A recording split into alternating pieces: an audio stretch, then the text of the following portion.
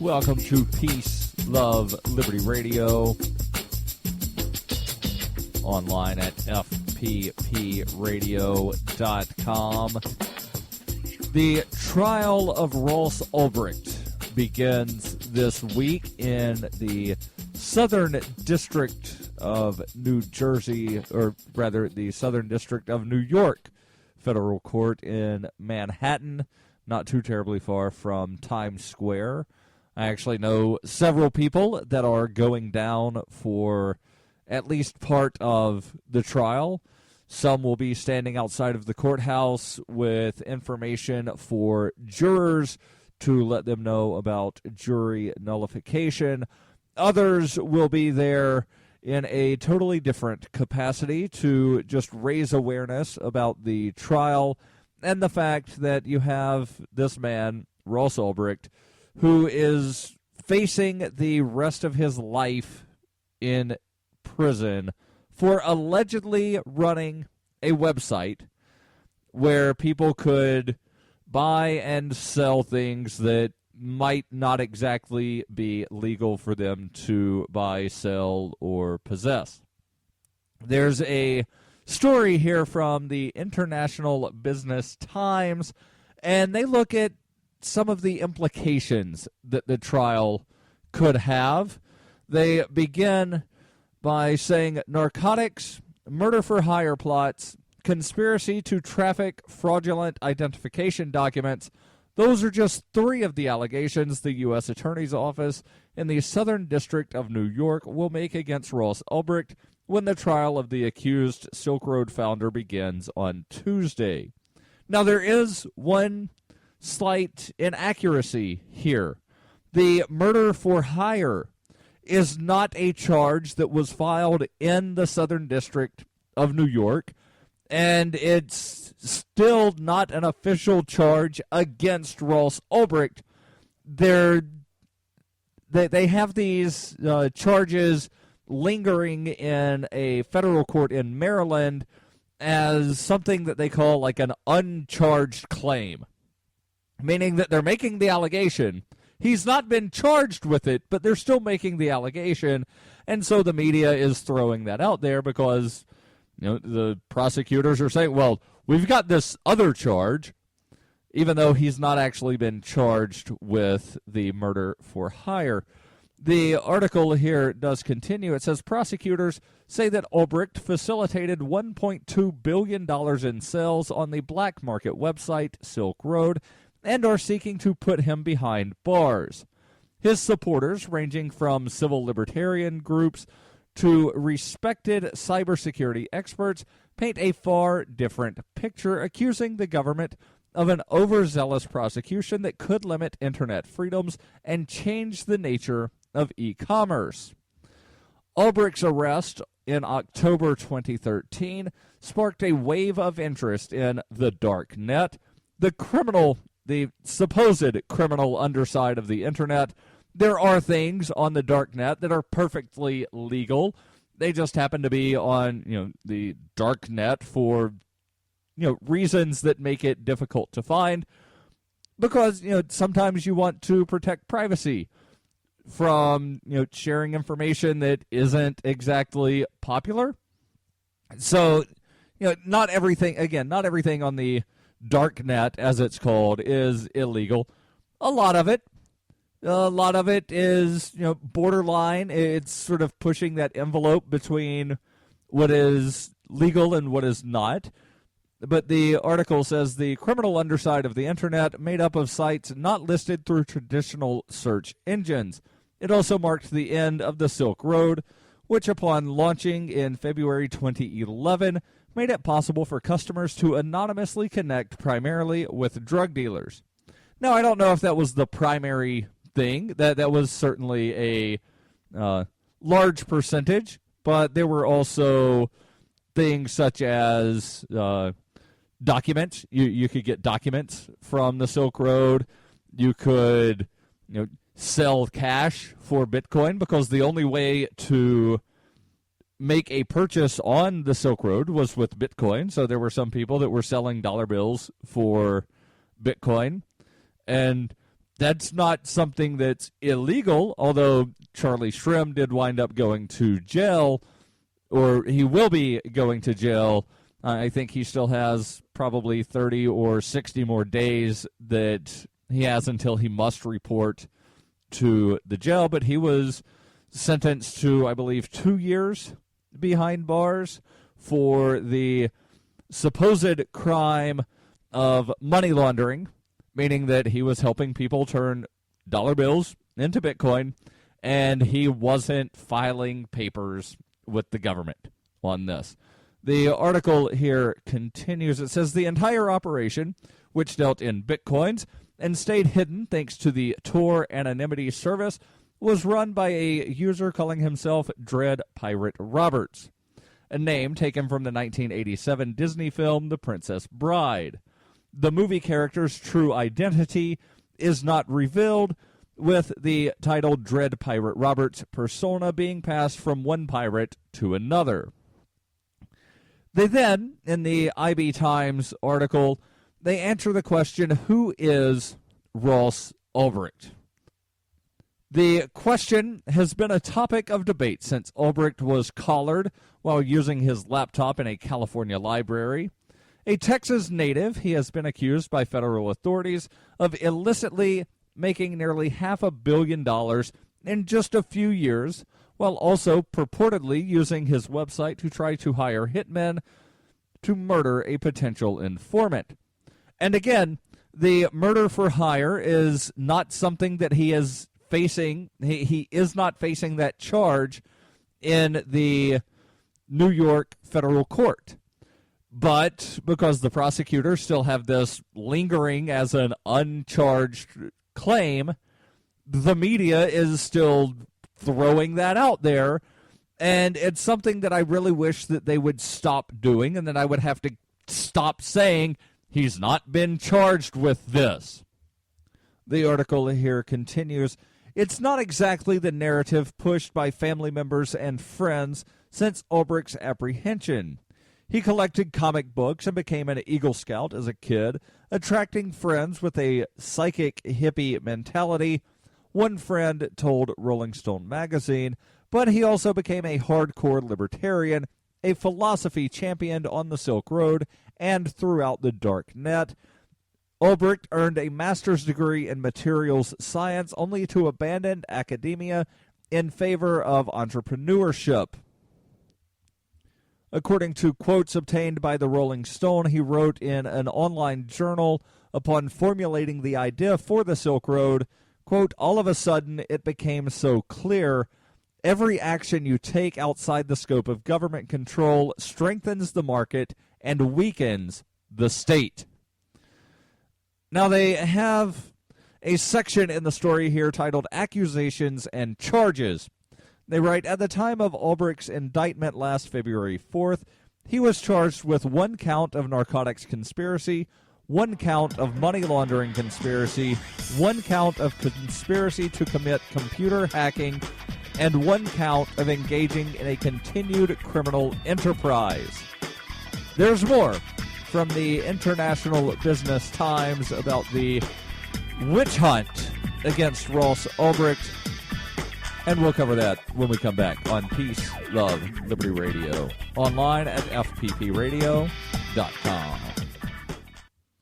Coinbase is a simple and secure online Bitcoin wallet for sending, receiving, and storing Bitcoin. Coinbase also allows you to buy and sell Bitcoin using a bank account or use their tools to accept Bitcoin as a merchant. Opening a wallet is quick and easy, and for merchants, there are no transaction fees on the first $1 million worth of transactions. I trust Coinbase. You should too. Get started at coinbase.fppradio.com.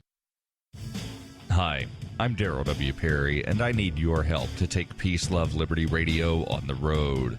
In the spirit of Motorhome Diaries and Liberty on Tour, I intend to take the message of peace, love, and liberty on the road. I intend to leave New Hampshire at the conclusion of the New Hampshire Liberty Forum and return at the beginning of PorcFest. During the 104-day trip, I'll be visiting at least 10 cities across the country, speaking to people about the ideas of peace, love, and liberty, while continuing to produce daily Liberty media.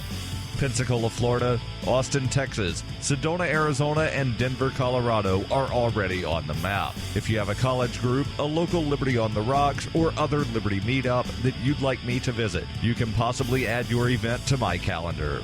To find out more about the tour or to donate, visit tour.fppradio.com. That's tour.fppradio.com.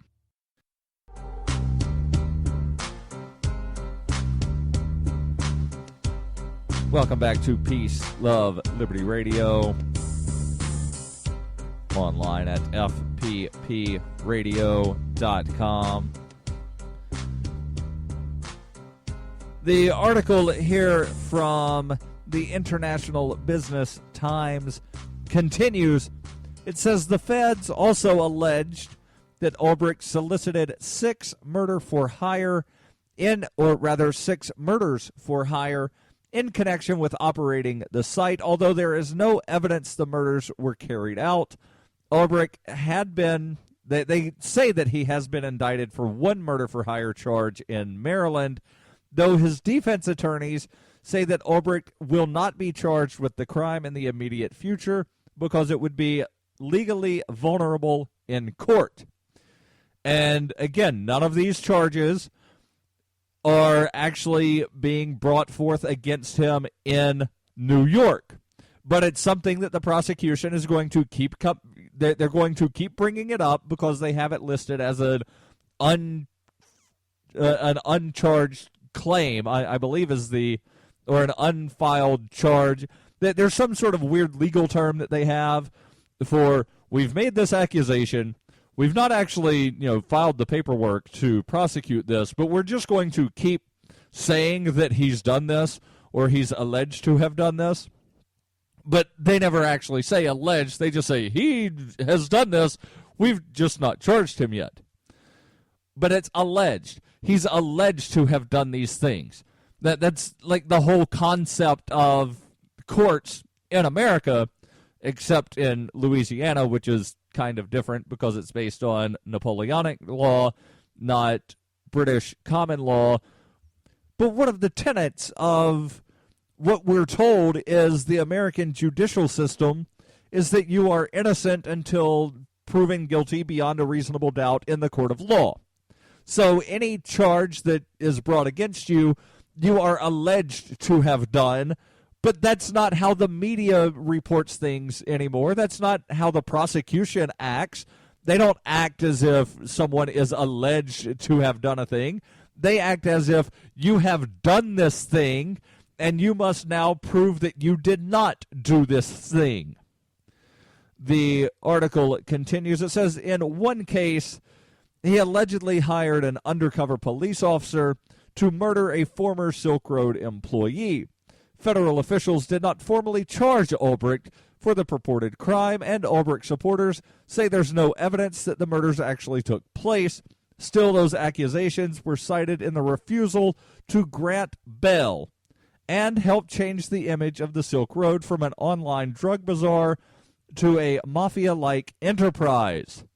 They also created what Lynn Ulbricht, the defendant's mother, described as a fog of sensationalism around the Silk Road case.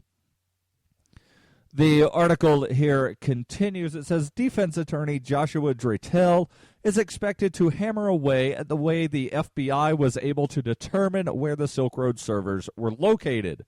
The website was only reachable via Tor, which obscures a site's location and makes it impossible for a site owner to operate without broadcasting location data. The FBI claimed in a secret court filing by the Office of the U.S. Attorney for the Southern District of New York that it obtained the server location and thus the Internet Protocol address because a CAPTCHA page was inadvertently broadcasting location details. The trouble with that explanation, according to a number of security experts, is that it's just not possible, or as Nicholas Weaver of the International Computer Science Institute and University of California put it, it's inconsistent with reality. The issue became even more complicated when the FBI agent in question failed to save his documentation on how he identified the server. You heard that right.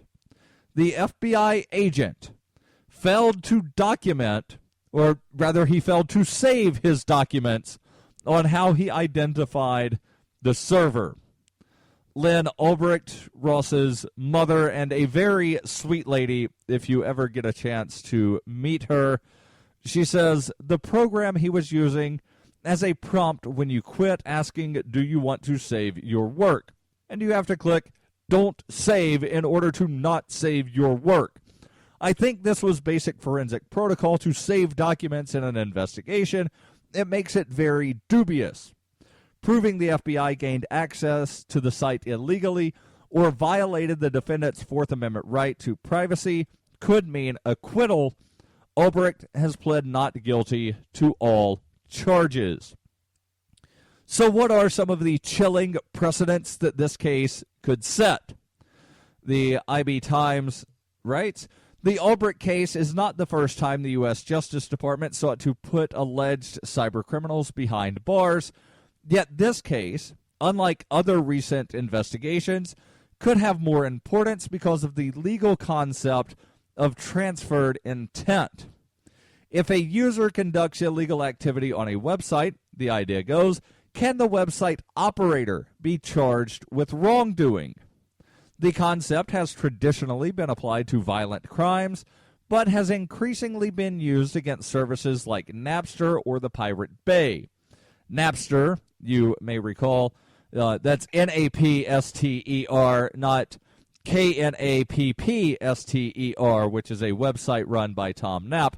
Napster was one of these centralized file sharing sites.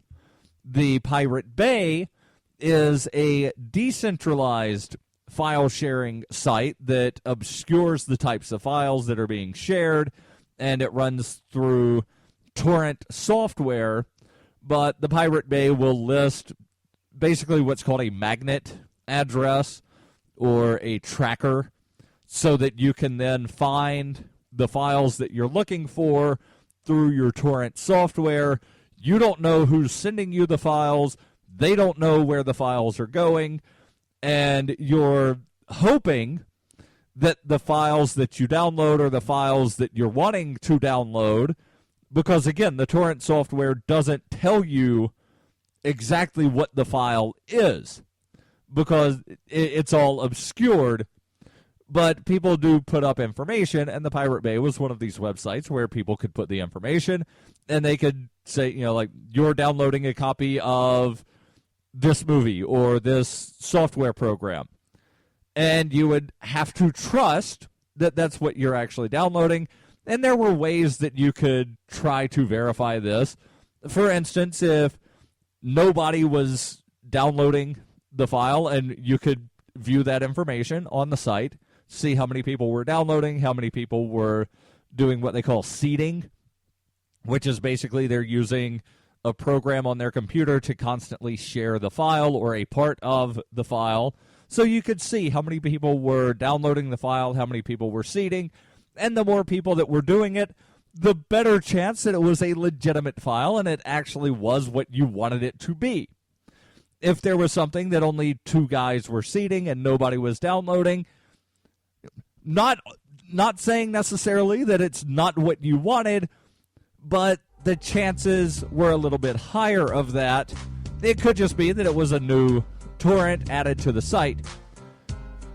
But I'll get back to the actual precedents and the implications of the Ross Ulbricht trial when we come back in the final segment on Peace, Love, Liberty Radio, online at fppradio.com.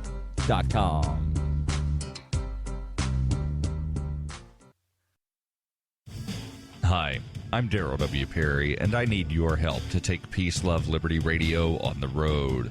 In the spirit of Motorhome Diaries and Liberty on Tour, I intend to take the message of peace, love, and liberty on the road. I intend to leave New Hampshire at the conclusion of the New Hampshire Liberty Forum and return at the beginning of PorcFest. During the 104-day trip, I'll be visiting at least 10 cities across the country, speaking to people about the ideas of peace, love, and liberty, while continuing to produce daily Liberty media. Pensacola, Florida, Austin, Texas, Sedona, Arizona, and Denver, Colorado are already on the map. If you have a college group, a local Liberty on the Rocks, or other Liberty meetup that you'd like me to visit, you can possibly add your event to my calendar. To find out more about the tour or to donate, visit tour.fppradio.com. That's tour.fppradio.com.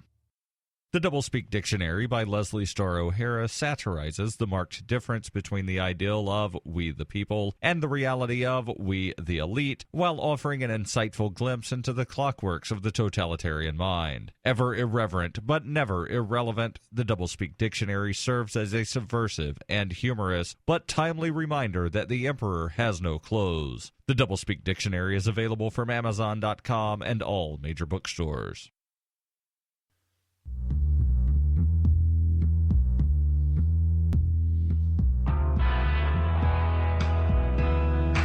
Welcome back to Peace, Love, Liberty Radio. Online at fppradio.com. So the article here continues. Let me actually just back up a sentence. That way it gives a little bit of context of where I was. Under the chilling precedents section of the article, they write, the concept has traditionally been applied to violent crimes, the concept being that if a user conducts illegal activity on a website, that the website operator can be charged with the wrongdoing. That concept has traditionally only applied to violent crimes, but has increasingly been used against services like Napster or the Pirate Bay. Those sites did not actually pirate content, but they've been widely blocked and are the subject of police investigations throughout the world because they made it possible for users to share stolen content quickly and easily, only instead of trading music and movies, Silk Road users were trading in much more nefarious content. Now, let me just go back here to touch briefly on the claim that making a copy of a movie is stealing the movie, and that by giving it away, you are then transferring stolen property. Now, yes, I will admit that sometimes copies of movies that are put up on torrent sites, they are copies that were gotten, let's say, less than legally, meaning that someone somehow was able to get a copy that was for studio purposes only, or for critic review purposes only, and then they put that online. Maybe the person was a movie critic and decided to, share it online.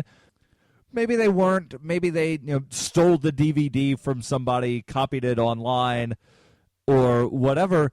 But you can't necessarily say that because there's a computer file online that should not necessarily be online, that the file was stolen from someone. Because to say that it was stolen means that it was taken from someone else, and the person that it was taken from is then deprived of the thing. So that you may remember the case against Aaron Swartz. Aaron Swartz ultimately wound up taking his own life instead of facing essentially life in prison. But the dastardly crime that was alleged that Aaron Swartz committed was that he downloaded too many files from a website that allows you to download files. So they claim that he stole them. I'm sorry, but if a website allows me to download files, how can I then download too many of them? And if you're allowing me to download it, and I download one file more than what you think I should be allowed to, how did I steal anything? I did not deprive anyone else of being able to download the file. I did not remove the file from your server, nor did Aaron Schwartz remove any files from any server. He did not steal anything. He simply downloaded too many files from a website. So I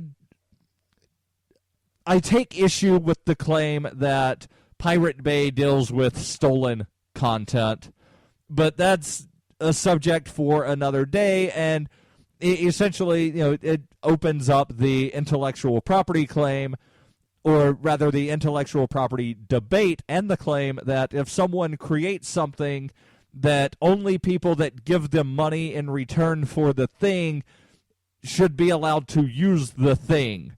And now with copyright law that it last for, I believe it's 70 years past the lifetime of the author, meaning that there are people that are not even the child of the creator.